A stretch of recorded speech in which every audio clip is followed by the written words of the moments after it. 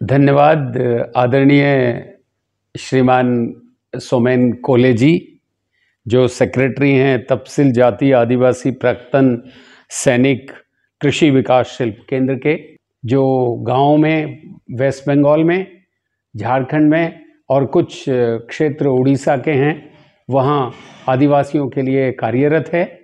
बहुत बहुत धन्यवाद आपको कि आपने मुझे बुलाया और मेरे विचार जानने का अनुग्रह किया। तो मैं मिलेट्स के ऊपर आपको विचार शेयर करता हूँ और मैं धन्यवाद देता हूँ माननीय श्री इंजीनियर चौधरी कृष्णपाल सिंह जी का कि उन्होंने मुझे इतना सम्मान दिया इस विषय पे अपने विचार व्यक्त करने के लिए। तो मैं 2-3 बात बताना चाहता हूँ मिलेट्स के ऊपर, जिसको हिंदी में हम लोग बाजरा भी बोलते हैं। और मिलेट्स के कई रूप हैं, कई प्रकार हैं, जैसे कोडो और कुटकी है जो आदिवासी क्षेत्र में बोया जाता है, उगाया जाता है, जैसे मध्य प्रदेश, छत्तीसगढ़, झारखंड, बिहार, वहाँ आदिवासी एरिया में कोडो और कुटकी नाम का बाजरा मिलेट्स बोया उगाया जाता है। तो मैं आपको 2-3 बातें बताना चाहता हूँ इस विषय पे। सबसे पहली बात तो ये कि 2015 में एक रिपोर्ट आई FAO की, और उस रिपोर्ट में ये इंगित किया गया कि यदि कृषि के जो वर्तमान में चल रहे कार्यक्रम को चेंज नहीं किया, ट्रांसफॉर्म नहीं किया, तो एक समय बहुत शीघ्र आएगा जब अनाज जो है वो उपलब्ध ही नहीं होगा। जितनी पॉपुलेशन, जैसे जनसंख्या बढ़ रही है, एक समय बहुत शीघ्र आएगा जब भोजन उपलब्ध ही नहीं होगा उनको।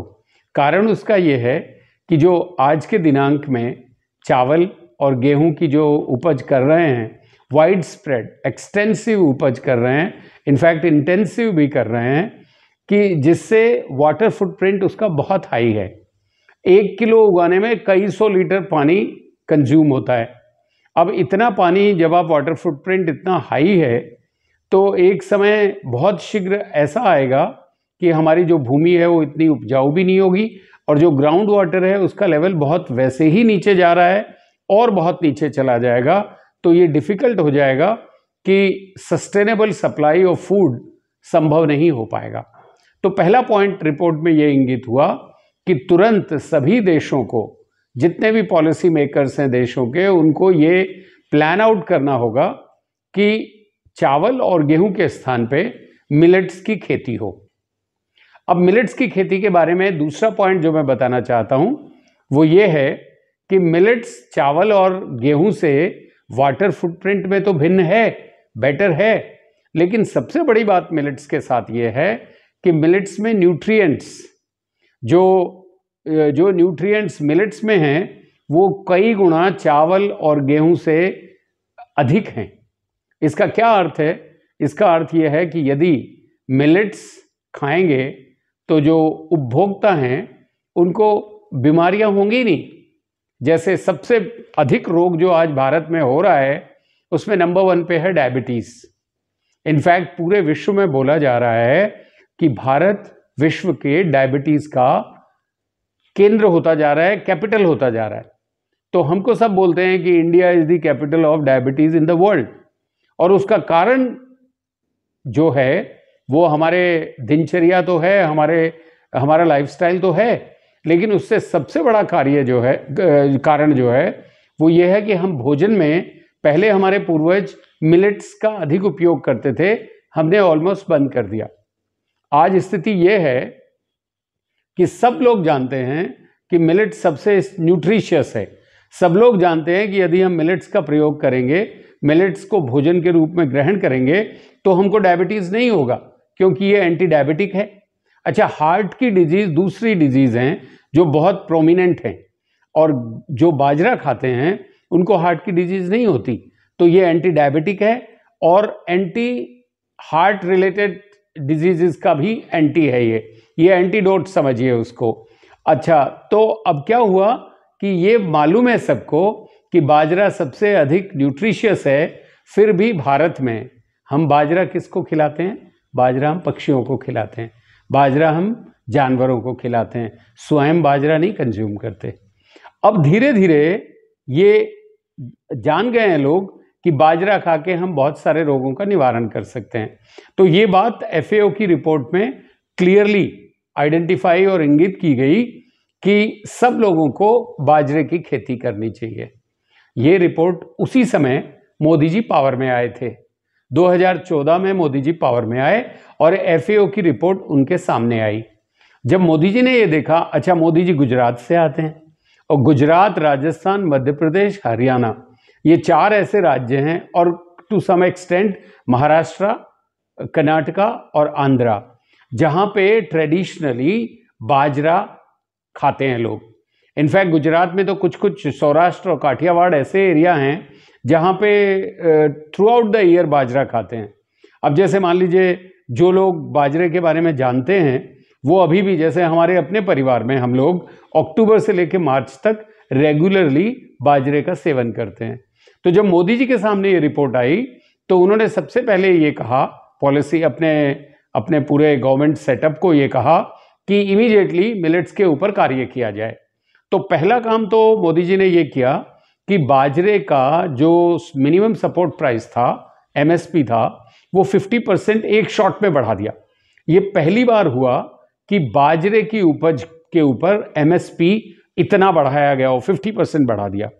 इतना बढ़ाते ही उन्होंने 2017 को national year of millets declare कर दिया इंडिया में। और फिर एक तुरंत चिट्ठी लिख दी, क्योंकि मोदी जी जो भी काम करते हैं वो निम्न से निम्न स्तर का होता है, लेकिन उच्च से उच्च स्तर का होता है, धरातल से जुड़ा होता है, किंतु उसकी ऊंचाइयां आसमान से भी ऊपर होती हैं। उन्होंने तुरंत एक चिट्ठी लिखी FAO को और FAO को बताया कि आपकी रिपोर्ट ये बहुत अच्छी थी और आपकी रिपोर्ट के अनुसार हम मानते हैं कि बाजरे की खेती करने से ही भोजन की सबको उपलब्धता सुनिश्चित होगी। तो उन्होंने लिखा कि भारत ने क्या किया है। उन्होंने बताया कि 50% हमने MSP बढ़ाया, हम सारे प्रदेशों में हम किसानों को प्रोत्साहित कर रहे हैं कि वो बाजरा बोएं और बाजरा उगाएं। और आपसे निवेदन है कि जैसे भारत ने 2017 को national year of millets declare किया है, आप 2023 को international year of millets declare करिए। FAO ने जब ये सब डेवलपमेंट्स देखे तो FAO ने तुरंत निर्णय लिया, मोदी जी का जो प्रपोजल था, जो भारत का प्रपोजल था, उसको एक्सेप्ट किया और तुरंत उन्होंने 2023 को international year of millets declare किया। मोदी जी एक एक्शन पे तो रुकते नहीं हैं, उन्होंने दूसरा एक्शन लिया। उन्होंने ये भी लिखा कि जितने भी पॉलिसी मेकर्स अफ्रीका के हैं और जितने भी फंडिंग एजेंसीज बाहर से अफ्रीका में फंड कर रही हैं, दोनों मिलकर ये सुनिश्चित करें कि फंडिंग वही हो जो एग्रीकल्चर मिलेट्स को इंश्योर करे अफ्रीका में। तो जो फंडिंग एजेंसी है वो फंडिंग वही करें जिसको बढ़ावा मिले मिलेट्स क्रॉप्स के लिए, और जो यूज़र जो फंडिंग को जो यूज़ करने वाली एजेंसीज हैं वो इंश्योर करें कि जो पैसा आया है वो मिलेट्स के प्रोडक्शन में लगे। और उस सब पूरे सिस्टम में उन्होंने इंडिया को भी बीच में डाल दिया कि भारत का उसमें सहयोग होगा और भारत को उसमें सम्मिलित करें, क्योंकि भारत मिलेट्स ग्रोइंग कंट्रीज में नंबर 1 है और आज सबसे अधिक बाजरा भारत में ही होता है और भारत में ही होता रहा है। अच्छा, अभी इसका क्या परिणाम निकला है? इसका परिणाम ये निकला है कि 2023 में मिलेट्स इंटरनेशनल मिलेट्स ईयर तो हो गया। दूसरा जो सबसे बड़ा परिणाम निकला वो ये है कि विश्व में, पूरे विश्व में सब लोग ये जान गए, न्यूट्रिशनिस्ट जान गए कि बाजरा खाने से हम अधिक स्वस्थ होंगे। पिछले 4-5 वर्ष से, जब से मोदी जी आए तब से बाजरे के ऊपर इतना फोकस है कि उसका एक्सपोर्ट पोटेंशियल बढ़ गया। भारत की संस्था अपेडा जो एग्रीकल्चर प्रोडक्ट्स को एक्सपोर्ट करती है, उसको ये काम असाइन कर दिया मोदी जी ने कि आप इंश्योर करें कि भारत से बाजरा अधिक से अधिक एक्सपोर्ट हो। ये सबसे महत्वपूर्ण बात है जो हम सबको नोट करनी चाहिए। दूसरी बात, मैं स्वयं इस टॉपिक पे रिसर्च करता हूँ। अभी हाल ही में एक मेरे स्टूडेंट ने PhD किया इसी टॉपिक पे। तो इसमें जो दूसरा पहलू है, जो भी रिसर्चर हैं सब रिसर्च करने पे लगे हैं, क्योंकि अब ये international year of millets just गया और 2024 में जैसे हमारे किशन पाल जी, अविनाश जी, दुर्गेश जी, ये सब लोग मिलके ये एक कार्यक्रम चला रहे हैं, गांव किसान उन्नयन, और ये लोग एक कार्यक्रम चला रहे हैं कि 2024 से लेके आगे अब गांव-गांव तक ये इस बात के लिए जागरण लाएंगे कि सारे किसान बाजरा बोएं। तो इस ओर मैं एक बात पे ध्यान दिलाना चाहता हूं कि बाजरे के उपयोग किस प्रकार से हमारे लिए लाभकारी हो सकते हैं। सबसे पहला, गेहूं और चावल जब हम बोते हैं तो उसके लिए एक पर्टिकुलर पीएच की आवश्यकता होती है। सॉइल की पीएच अगर थोड़ी सी भी एसिडिक, अधिक एसिडिक होगी, चावल और गेहूं नहीं बो सकते। थोड़ी सी भी अधिक बेसिक होगी, चावल और गेहूं नहीं बो सकते। लेकिन बाजरा ऐसा है, एक वाइड स्पेक्ट्रम ऑफ पीएच में सॉइल की पीएच भले ही एसिडिक हो, भले ही बेसिक हो, न्यूट्रल ना भी हो, तो बाजरा बोने से उसकी पीएच सही हो जाती है। अब इसको आगे बढ़ाते हैं, कोरोलरी इसका क्या है। जैसे भूमि की, जैसे सॉइल की पीएच ये मॉडिफाई करके ठीक कर देता है, ऐसे ही मनुष्य के शरीर की पीएच भी बाजरा खाने से ठीक हो जाती है। यदि आपका, अब जैसे सब लोग जानते हैं इस बात को कि जब एसिडिक आपकी पीएच हो जाती है, ब्लड की एसिडिक, या बॉडी की पीएच आपकी एसिडिक हो जाती है, तो आपको कैंसर होने के चांसेस बढ़ जाते हैं। यदि पीएच न्यूट्रल रहती है, आजकल कितने सारे प्रोडक्ट्स हैं जो ये इस बात के लिए बिक रहे हैं, इस टैगलाइन के साथ बिक रहे हैं कि आपको पीएच को बेसिक कर देंगे, ब्लड की पीएच 7+ कर देंगे। बाजरा खाने से, जैसे पृथ्वी में बाजरा उगाने से सॉइल की पीएच न्यूट्रल हो जाती है, एसिड से 7 और बेस से भी डाउन आके न्यूट्रल, ऐसे ही बाजरा ग्रहण करने वालों के शरीर की पीएच न्यूट्रल हो जाती है। न्यूट्रिएंट्स मिलते हैं, पीएच न्यूट्रल हो जाती है, वाटर फुटप्रिंट बहुत कम है, तो पानी जल जो है वो बचता है, बहुत कम समय में बाजरा हो जाता है, और ऐसी भूमि में जहाँ कुछ नहीं हो सकता वहाँ बाजरा हो जाता है। तो आप देखिए बाजरा कितना गुणकारी है और बाजरा कितना श्रेष्ठ अनाज है। बाजरा बोने से संपन्नता आएगी। अच्छा, दूसरी बात जो सबसे बड़ी बात है कि सारे, वैसे तो जैसे गेहूं बोते हैं तो गेहूं से भी जो तूड़ी आती है, तूड़ा आता है, या जो उसका फोडर है, गेहूं निकालने के बाद जो उसका फोडर है वो पशु खाते हैं। लेकिन जितना आनंद पशुओं को बाजरे के फोडर में आता है उतना गेहूं में नहीं आता। चावल के फोडर में तो इतना लाइक करते ही नहीं। वो सबसे अधिक पशु जो हैं वो लाइक करते हैं बाजरे का। और जो बाकी वैरायटीज़ हैं, जैसे बाजरा है, बाजरे के साथ ज्वार है, और बाजरे की भी बहुत सारी वैरायटीज़, जैसे मैंने बताया कोडो और कुटकी जो मध्य प्रदेश में और छत्तीसगढ़ में बोया जाता है, वो इतना न्यूट्रिशियस है कि आपको कोई और भोजन में किसी भी माल न्यूट्रिशन का कोई स्कोप ही नहीं रहता। तो एक प्रकार से, अब जैसे मान लीजिए हम गवर्नमेंट स्कूल्स में मिड डे मील स्कीम है। मिड डे मील का पर्पस बेसिकली ये है कि बच्चों को न्यूट्रिशन अच्छा रहे और माल न्यूट्रिशन ना हो। माल न्यूट्रिशन को हटाने के लिए एक ही सस्ता, टिकाऊ और लंबे समय तक चलने वाला उपाय है कि उनको बाजरे के पदार्थ खिलाए जाएं। लास्ट में मैं एक बात बताना चाहता हूं कि पहले हम लोग बाजरा खाते थे, तो अब बाजरा खाना कम क्यों कर दिया? उसके कुछ कारण हैं जिनके ऊपर हमको ध्यान देना होगा। सबसे पहला तो ये कि कुछ बाजरे की ऐसी किस्में हैं जिनको उगाने में, जिनके पोस्ट हार्वेस्टिंग में किसानों को बहुत श्रम करना पड़ता है, यील्ड भी बहुत कम आती है। जैसे मान लीजिए आपका 100 किलो आपका आना है, उसमें जब 25 या 30 किलो ही निकल पाता है, बाकी वेस्ट हो जाता है, स्पेशली कोडो और कुटकी वैरायटी में। तो पहले तो हमको वो टेक्नोलॉजी देनी होगी गांव में किसानों को कि उनको कम से कम, वो कूट के निकालते हैं, तो कम से कम श्रम करना पड़े उस प्रकार के बाजरे को बोने, उगाने और उनकी यील्ड लेने में। और दूसरा ये है कि साइंटिस्ट को ये दिखाना होगा कि बाजरे से वो सारे प्रोडक्ट्स बन सकते हैं जो आज गेहूं और चावल से बनते हैं। क्योंकि अब जैसे जैसे शहरीकरण हो रहा है तो लोग गाँव से, लोग जो है वो सब काम पे जाते हैं और उनको तुरंत बना बनाया भोजन चाहिए, रेडी टू ईट फूड चाहिए, स्नैक्स चाहिए, और वो सारी चावल और गेहूं से आसानी से बन जाती हैं। तो साइंटिस्ट को ये दिखाना होगा कि जो चावल और गेहूं से आसानी से बन जाता है वो बाजरे से भी बन जाता है। जैसे सबसे बड़ा प्रोडक्ट है ब्रेड, जैसे प्रोडक्ट है कुरकुरे, जैसे प्रोडक्ट है आपका, जितने भी बिकीज़ और कुकीज़ हैं ये सब बाजरे से बन सकते हैं। ये साइंटिस्ट को एस्टेब्लिश करना होगा और कंज्यूमर्स को ये इंश्योर करना होगा कि जो साइंटिस्ट उनको प्रोडक्ट दे रहे हैं उनको चेक करके और उनको अपनी फूड बास्केट में इंक्लूड करें। कृषि विकास शिल्प केंद्र ये एक ऐसी संस्था है जिससे जुड़कर मैं अपने आप को गौरवान्वित अनुभव करता हूँ।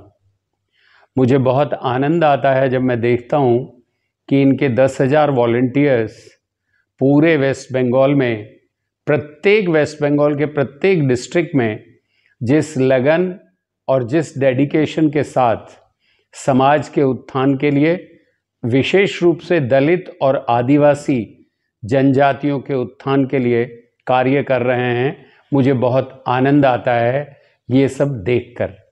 और मेरी ये शुभकामनाएं हैं कि उनके मार्गदर्शन में ये संस्था बहुत ऊंचाइयां छुए। बहुत बहुत धन्यवाद आपको कि आपने मुझे ये अवसर दिया मिलेट्स के ऊपर अपने विचार रखने के लिए। अच्छा देखिए, मोदी जी ने जो भी काम करते हैं बड़ा श्रेष्ठ स्तर का करते हैं। बाजरे को, मिलेट्स को उन्होंने नाम दिया श्री अन्न। बिल्कुल सही नाम है ये, श्री अन्न। श्री अन्न क्यों? क्योंकि भगवान जी का अन्न है ये। श्री अन्न, जिसको श्री ग्रहण करें तो माता रानी का और भोलेनाथ जी का, विष्णु जी का, इन सब का जो अन्न है वो श्री अन्न है। तो कितना इसका उपयुक्त नाम दिया है मोदी जी ने। अब आप देखिए, अन्नों में यदि आप को डिफ्रेंशिएशन करो तो देखिए, जब हम अन्न ग्रहण करते हैं तो सदा अन्न के साथ क्या होता है, अन्न पानी मिला के, आटे में पानी मिला के हम अन्न को पकाते हैं, रोटियां बनाते हैं। तो सबसे पहला अन्न का जो गुण है वो ये है पानी, वाटर एब्जॉर्प्शन। और दूसरा गुण है घी एब्जॉर्प्शन, क्योंकि रोटी जो है वो घी के साथ खाई जाती है। माँ अन्नपूर्णा कभी भी बिना चुपड़ी हुई रोटी ग्रहण नहीं करती। माँ अन्नपूर्णा को और भगवान जी को जो भोग लगाते हैं उसमें चुपेड़ के लगाते हैं, उसमें घी लगा के लगाते हैं। अब बाजरे की विशेषता यह है, मिलेट्स की विशेषता यह है कि इसमें पानी के एब्जॉर्प्शन की भी कैपेसिटी है और घी के एब्जॉर्प्शन की भी कैपेसिटी है। आप गेहूं का चूरमा बनाइए, आप उतना घी नहीं खपा पाएंगे गेहूं में जितना बाजरे में खपा पाएंगे। जब आप बाजरे की रोटी खाएंगे तो खूब सारा घी साथ में खाएंगे। इसीलिए जो बाजरा खाते हैं, यदि बचपन में आपने बच्चों को बाजरे का चूरमा खिला दिया, आप देखिए नीरज चोपड़ा चूरमा खा के कितना तगड़ा भाला फेंकता है, उसका फेवरेट डिश चूरमा है और वो भी बाजरे का चूरमा। तो आप समझिए कि बाजरा कितना विशिष्ट अन्न है और इसीलिए वो श्री अन्न है। तो और दूसरी बात जो मैं बताना चाहता हूं कि श्रीमान कॉलेज के संरक्षण में ये संस्था जो तपसील जाति आदिवासी प्रत्यान सैनिक कृषि विकास शिल्प केंद्र है, ये बंगाल में मिलेट्स की खेती करे और इनके जो प्रोजेक्ट्स हैं डिफरेंट स्टेट्स में, वहाँ फार्मर्स को ये बताया जाए कि वो मिलेट्स की खेती करें और ऐसे स्मॉल स्केल पे उद्योग लगाएं जिससे बाजरे से बने हुए खाद्य पदार्थ, जैसे मान लीजिए कुरकुरे जो है नॉर्मली चावल और गेहूं से बनते हैं, लेकिन बाजरे के कुरकुरे बहुत अच्छी क्वालिटी के होते हैं। इसी प्रकार से बिस्किट्स, जो बाजरे के बिस्किट्स होते हैं वो बहुत न्यूट्रिशियस होते हैं और बहुत अच्छे होते हैं।